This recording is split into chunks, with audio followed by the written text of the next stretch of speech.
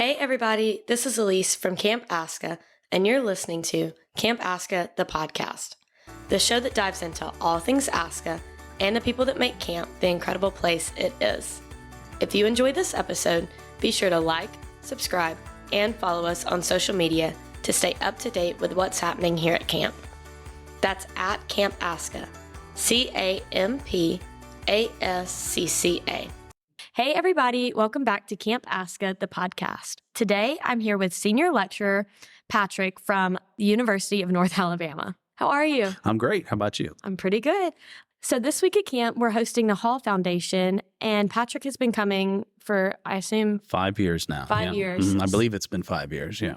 So if you don't know, the Hall Foundation combines recreation departments from Dothan, Montgomery, and Muscle Shoals. They bring participants in. You bring students, I bring correct? students from UNA, University of North Alabama. Yep. And then the participants are able to participate in all of ASCA's favorite programming like zip line, tubing, archery, all of that good stuff that all of our campers look forward to year after year. So Patrick, why don't you tell our listeners a little bit about yourself? Yeah. So, my name is Patrick. I'm, like you said, a senior lecturer at UNA, and I am privileged to be able to teach recreation management. So originally, I moved to Alabama in 1993, and I was a teacher naturalist and worked at an outdoor environmental education camp. Okay. So I do have some experience there. Eventually, I moved up to become the director of that camp.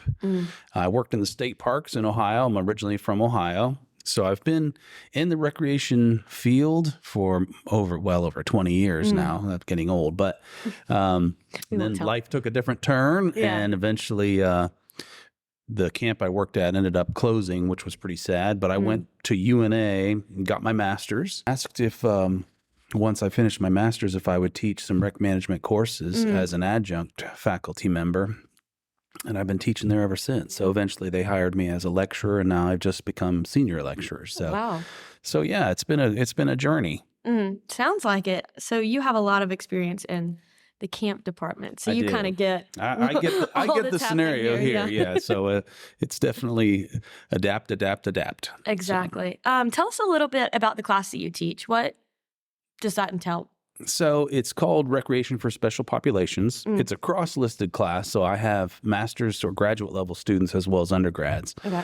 And so my undergraduates have to take it for their degree of study if they are studying recreation management.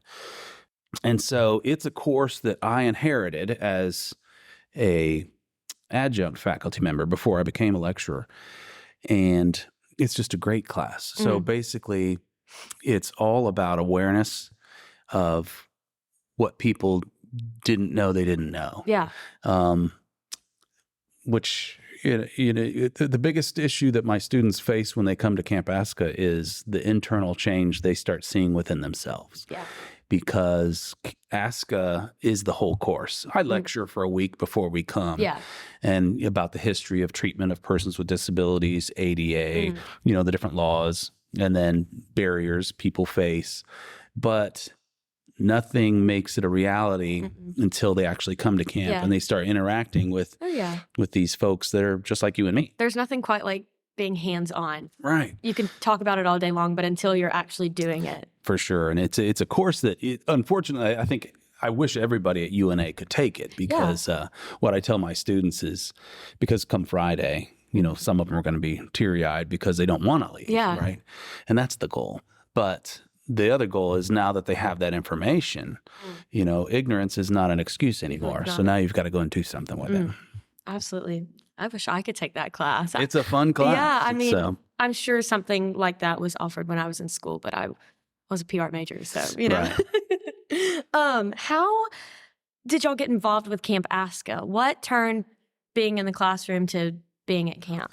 Well, I personally try to involve a lot of experiential learning in my courses, but I can't take credit for this. So Dr. Mike Hall, his aunt, I think, is responsible for the Hall Foundation. And so I think Dr. Hall was the one that initially started this relationship between UNA and Camp Aska. And he brought campers here for years up until he kind of started taking a different career path, and then I inherited the course from him. So, in fact, he was the one that brought me down here for the first time to meet Amber Cotney and Matt. And so, and there were no campers here at the time. So it didn't impact me at all. I mean, I have learned as much, if not more, than when my students, you know. So, and we've continued this relationship. And Dr. Hall, he's retired now, but I know he's still kind of behind the scenes and makes connections with Miss Cotney occasionally. So, but yeah, we've had a good relationship with Camp Ask, and it's one that we cherish because how are we going to replicate the experience these students are privileged to get in a classroom? You know, if we aren't able to come to ASCA, what am I going to do? Yeah, where else are you going to go? Right. I could partner with Muscle Shoals Rec and Jennifer Adams on certain things, but it's not a 24 hour. It's not around the clock. No, it's not. And it's a different environment. For sure. This is stuff that they don't typically get to do. Or if they went elsewhere, they wouldn't necessarily have the opportunity to do. For sure. So yeah, being able to build that relationship, I'm sure, has been. It's huge. Yeah. Yeah. What is it that keeps y'all coming back every year? Oh, well, that's easy. So what? The campers? The campers for sure. Yeah. Because, and, you know, I enjoy teaching this. I say teach. I don't have to, I shouldn't say this if anybody from UNA says it, but the course teaches itself. You know, ASCA teaches this course. I do the lectures and that. But again, it's the experiential learning that really is where it happens. And so, but the campers, you know, so this is, I think it's my fifth year. I don't know. But I have known these same campers for 5 years. Yeah. So it's coming home to my family. It's a family reunion every time. You see them once a year. That's right. And, you know, it takes me a day and a half to remember all their names again. But you remember their faces. Oh, I definitely remember their faces. And so, and the funny thing is they remember me every time. So I do my best to try to get those names. But really, it's some selfishness in a way. You know, I've got a couple different happy places on this planet. One is out west in the Tetons, and the other's here at Camp Aska. Yeah. Because walking across campus today and all the groups out and about doing their activities, and I could hear laughter. And I couldn't see where they were, but just the laughter. Oh my gosh. You knew they're having a great time. Yeah. You know, that's a beautiful thing. And just to be part of that, one little small part of that and their happiness, to me, that's huge. That's what keeps us coming back. And you mentioned they always know who you are, because a lot of times for you, or for them, you're the most important person. Yeah. You're bringing in new friends for them. For sure. And you're a familiar face every time they're here. Yeah. So they've kind of built a bond with you. So. And I tell my students, I said, that's where they're going to get you, because you're going to be best friends by the time you leave, on that Friday. That's going to be the hardest day. And so, yep. And it's interesting, you know, I have my students do journals every evening of the day's events. Yeah. And it's from day one where we don't actually have the campers. We're here a day before the campers arrive, but their anxiety, the things they're dealing with mentally before the group shows up. And then till even now, it's amazing how there's an evolution in their own minds, reflecting, looking how internally saying, wow, this is the person that I kind of was, but I'm not that person anymore. That's insane. It's pretty cool. Yeah. It's a very, very good feeling. I feel so thankful to be able to work here, because I feel like it's changed me way more than. Well, I have master's students that are on campus, but because it's an online program, they don't have to come. Okay. So these are just students that chose to come? Yeah, well, these are undergrads. Okay. And so a couple of them are masters too, but yeah. So, but I encourage any students that are in the master's program to come if they're on campus, because the course just doesn't have as much of an impact, And then I tell them, like, it is a privilege to be able to come to Camp Aska. It's not a chore to come to Aska. Goodness, no. But that's how some feel. Even some of these students were dreading it, the first day. And then they're just like, all the fears disappear, all the anxiety, and then all the happiness starts coming.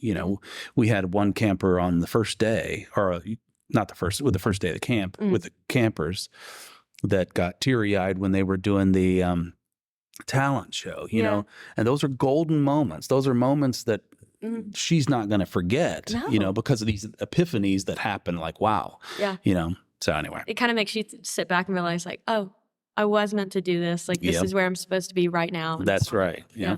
Do you have any advice for students that are in this field? of study? Sure. It just, what I always tell students is find your passion. If you can find your passion and make it your career, well, you'll never work a day in your life. That's the cliche, right? Well, that's not always true. Obviously, you're going to have bad days. Oh, yeah. But, I've been fortunate enough that I've always had an interest in outdoors.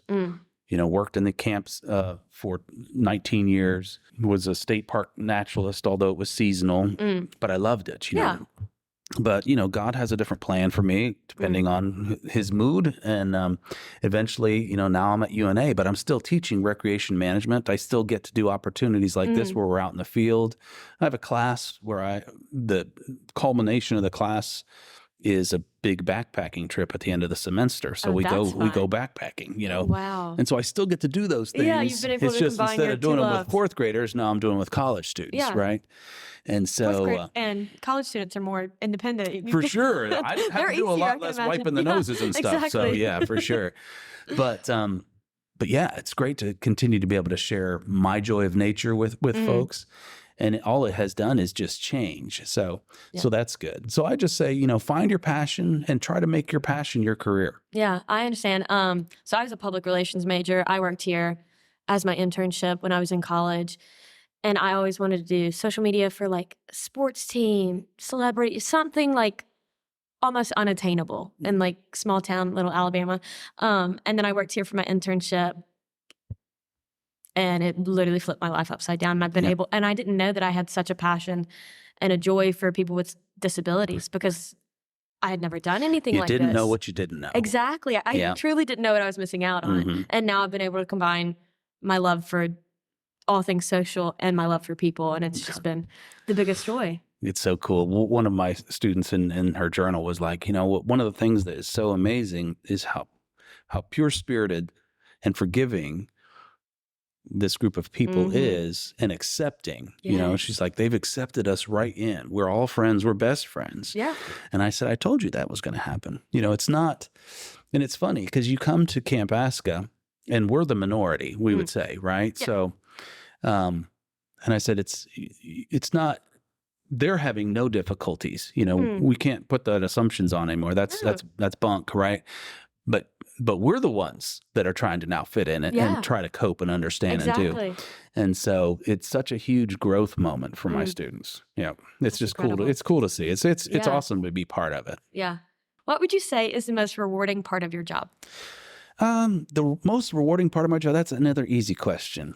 So, you have all kinds of students, so I brought 6 students here. Each one is an individual. Each one's a little different. Each one, I love all my students, right? You can't help but care about them. You can't do the work for them, and it's tough to watch them struggle, but you got to let them struggle. Exactly. It's a part of learning, growing. It is. And that there's, you hope there's going to be success, but when they have these successes, and they do, I'm not bragging on myself, but my students tend to get out there and actually make a good go of it. And they, I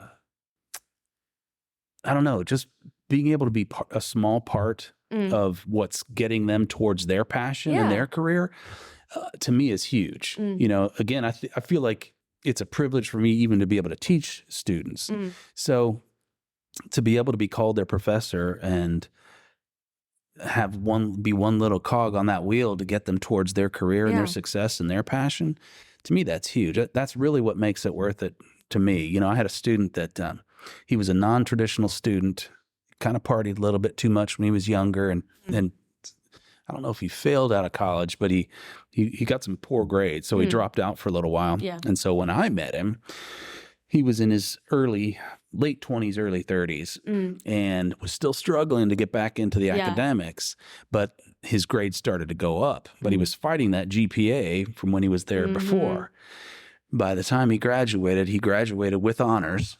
Wow. And then he had applied for 2 different jobs in the National Forest. His passion was working on trails and doing mountain biking. And he was the top candidate in 2 different national searches, one at the Apalachicola National Forest, the other at another national forest out west. But anyway, he was the top two, and he was the one who was able to take the pick. He made the choice. That's incredible. You know, and that's a nationwide search. Yeah. 2 different national forests where you have a cutoff. I think there's like 200 people that apply. I don't know. It's crazy. That's insane. But, yeah. you know, just to be able to hear him say, yeah, Mr. Shumshock, I'm so happy. I'm getting to do this, this, and this, you know, and that's why you do what you do. And you kind of had a small hand in just that. a small hand in it, and that's good. But it's something you'll never forget. And no, for sure. I can't imagine that he would either, you know? Or, you know, we place interns. We have an intern that placed at DeSoto State Park and just a rock star. You know, I have the assistant park manager calling me and saying, oh my gosh, we want to hire her, but they didn't have a position, right? And then she finishes her internship, and then the following year, hey, can we get more like this one? You know, they just keep wanting more. So we create these relationships. You know, of course, it takes great students too. Yeah. So, but just being just a small part of that. Great professor. Well, maybe I do a little bit. I mean, just a tiny bit. But anyway, so that's why it's so worth it to me. That's incredible. Well, thank you so much for joining us here today. I'm sure our listeners look forward to this episode. All right. Awesome. Thank you. What's happening at ASCA? This is the part of the show where we are going to talk about everything that's happening right here at Camp ASCA. Hey everybody, this is Amber Cotney. I just wanted to give you guys a quick update on what's been going on at Camp ASCA. We just completed our 47th summer here at camp. We had a great summer, a great staff. We saw a lot of new campers, which is fantastic for us. We had 5 concerts this year, 3 of which were brand new acts to Camp ASCA. And right now we're just getting ready to kind of embark into our fall season. We have a full schedule of fall camps. So we're planning those. We're hiring staff for those. And we're getting ready for some pretty big building projects that are coming up. So everybody just stay tuned for more updates on Camp ASCA and some big updates on our virtual camp. Thanks for listening to Camp ASCA, the podcast. We hope you enjoyed this episode and look forward to you joining us next time. As always, be sure to follow us on social media at Camp ASCA and visit our website, campasca.org, for more information about camp.